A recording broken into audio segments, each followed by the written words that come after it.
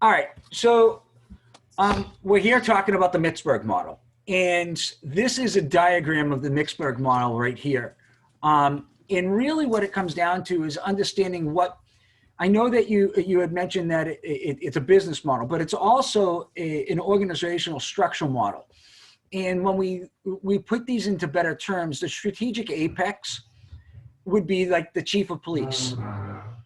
The middle line would be like captains and lieutenants or deputy chiefs. And the operating corps would be your patrol officers or your sergeants or specialized divisions. Support staff would be janitors or maintenance crews for the cruisers. Okay. Or they would be maybe secretaries or administrative assistants. And then the technostructure would be your the people that handle the IT side of the police department, like such as those that would help with NCIC uploads or issues, III issues, or it would be the crime analysis unit. Those are the people that would be looking at all of the data that comes out of police departments, the arrest rates, all of that type of stuff. So when we look at this Mitzberg model, we see that information typically in a police department, because it's a paramilitary type of organization, it flows from the top down. The problem with the Mitzberg model is if the technostructure gets too big or the support structure gets too big, it actually squeezes together. It breaks this thin little area in the middle. And the problem with that is that the information stops flowing from the chief through the chain of command down into the patrol officers and the sergeants. It then needs to be forced into the information needs to be forced into the technostructure or the support structure. So there's a lot of advantages to the Mitzberg model, but there's also a lot of disadvantages because as technology advances and police departments become more reliant on technology, then that technology squeezes in and it makes it so the flow of information isn't as easy. So the assignment for this week is to look at this model and see how it works and then compare it to another model, which could be like, say, the simple structure. The simple structure is really based on a small police department. There's advantages and disadvantages with those, with the simple structure. So when you compare all of this, that's what I'm really trying to get you to do, is to look at a model, see why it would work for a small town or a big department, and why the Mitzberg model would be used in any type of department. Did that answer your question a little bit? To a certain extent, yeah. So That's that correct. whole, okay. Interesting. What other questions do you have? So basically, that whole diagram, I guess, or that whole picture. Yep. I'm trying to figure out how to word the question correctly. So when we're doing the similarities, basically,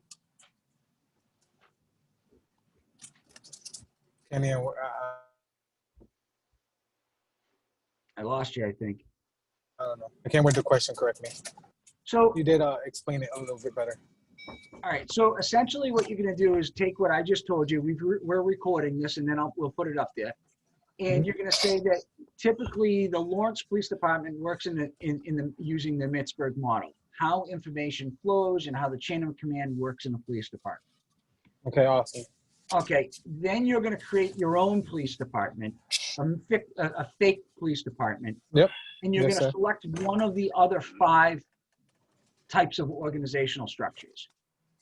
And then you're going to learn about that organizational structure. And then once you're going to have to explain to me in the class why you're picking that organizational structure for your fake police department. Okay. Then you're going to compare why that one's better than the Mitzberg model. Why the one I chose is better than the Mitzberg model, basically, right? Yep. But what if I like the other one more? What if you like the Mitzberg model more? Yeah. then you put it in there and say, I like the Mittsburg. Actually, after having done this project, doing this, I actually like the Mittsburg model more. And this is why I like it more. Okay. All right. So anytime you see president or CEO, switch it to chief. Chief. Okay. So just switch the titles around to make it a police department structure. All right. So I could look up the rankings of a police department, basically. You could, and it's pretty simple. I can tell you, it starts off with the chief, then the deputy chief, and then it goes to captain, lieutenant, sergeant, and then patrol officer. So that's the rankings. Isn't there a one stripe too? Sometimes there's a corporal depending on the size of the department. Sometimes there's not even a deputy chief. Sometimes it goes captain, lieutenant, sergeant, patrol officer. Okay. I mean, you look at the Mass State Police, that goes colonel, major, lieutenant colonel, major, captain, lieutenant, sergeant, trooper third class, trooper second class, and then trooper. Jesus.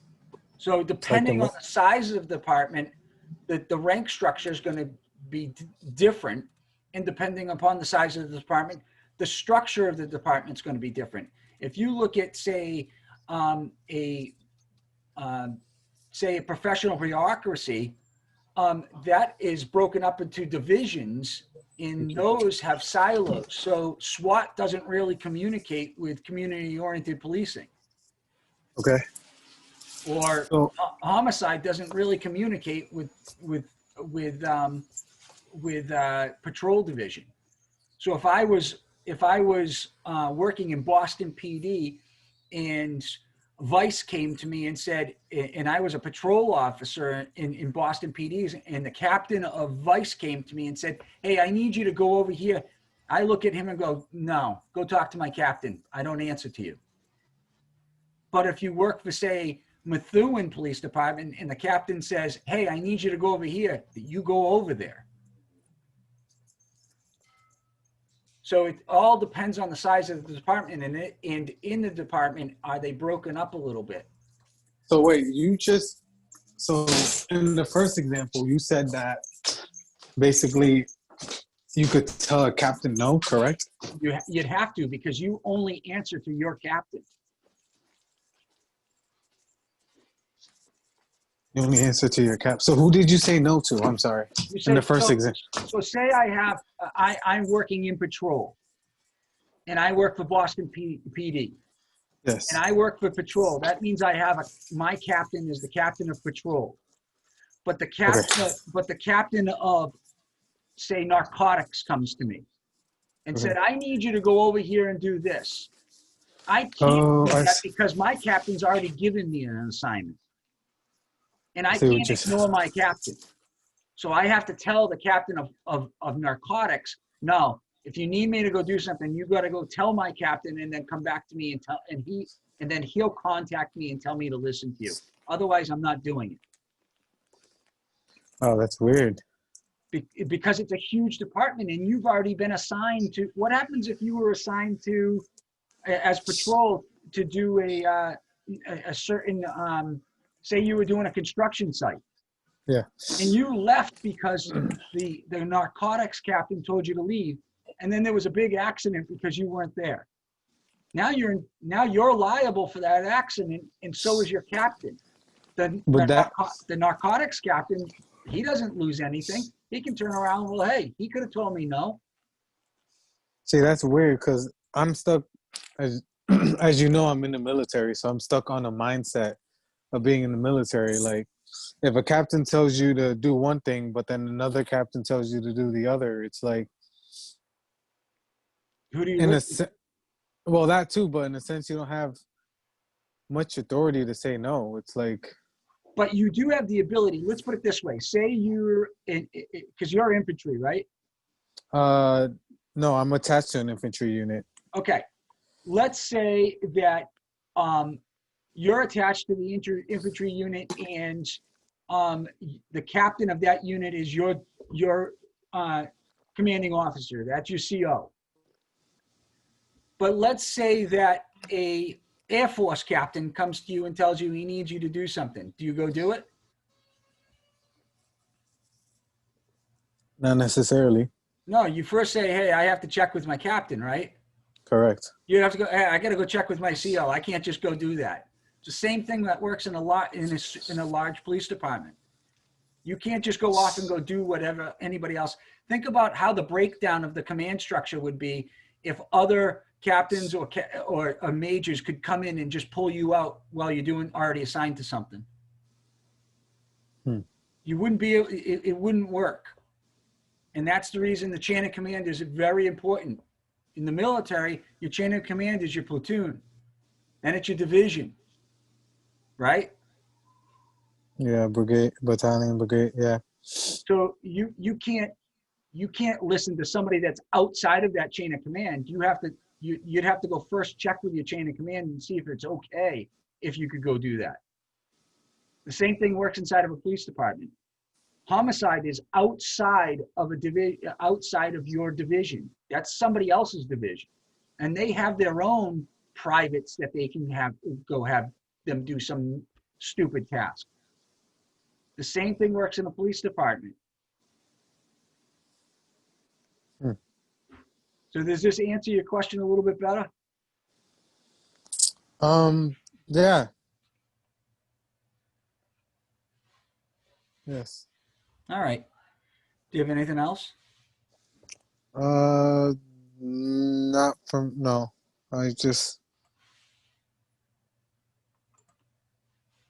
Yeah, right? yeah, no. I'm just, no, because I still see, I still see it's recording, so. Yeah, I'll stop it.